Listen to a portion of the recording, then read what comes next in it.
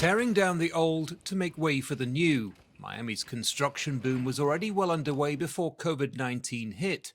Now it's ramping up as businesses keen to escape high taxes, cramped cities and expensive real estate look for new opportunities. This whole area of Wynwood is going to be the new epicenter of construction for Miami. Across Miami, spaces are being snapped up faster than they can be built. It's all part of a potentially seismic shift as money moves away from states like New York and California that have been decimated by COVID-19. I would say utter Wild West. It's completely 180 from what it was about a year ago when COVID hit. All of a sudden you have every tech firm, every major hospitality firm, every restaurant group all coming in. Not just Miami, all of South Florida. We're seeing a huge increase in numbers in Fort Lauderdale, Delray, Boca Raton, Palm Beach, no inventory. It's a mass migration city officials are keen to embrace. For years they've been trying to convince businesses that Florida is more than just beaches and sunshine.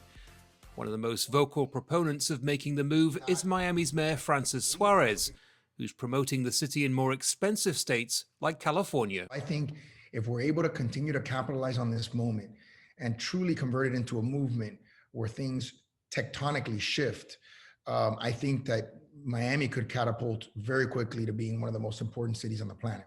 The exodus includes tech companies from Silicon Valley as California continues to fight COVID, and Wall Street firms ready to embrace remote working and take advantage of Florida's lower taxes.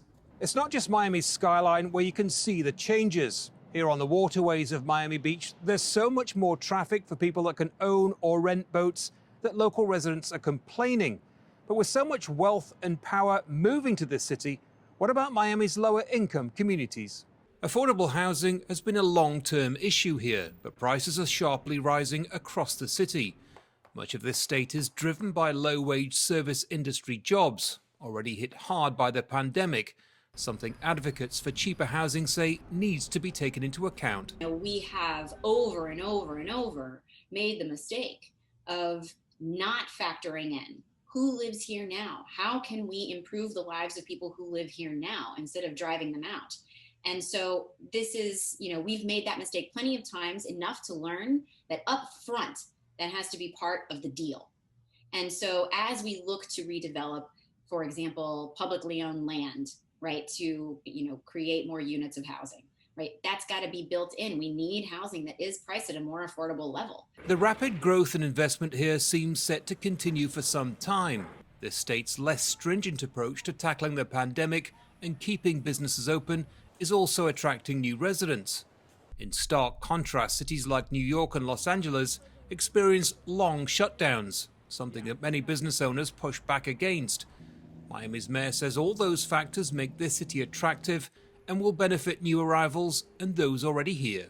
And what some call gentrification, others call economic opportunity and the ability for upward mobility. So it's really hard when you talk about income inequality and you talk about poverty to create opportunities if you don't create high-paying jobs.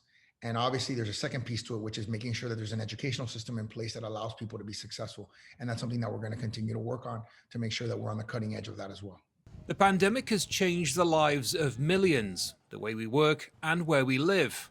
What Miami becomes in the years ahead is anyone's guess. Who benefits and who's left behind may be more consequential. Andy Gallagher, Al Jazeera, Miami, Florida.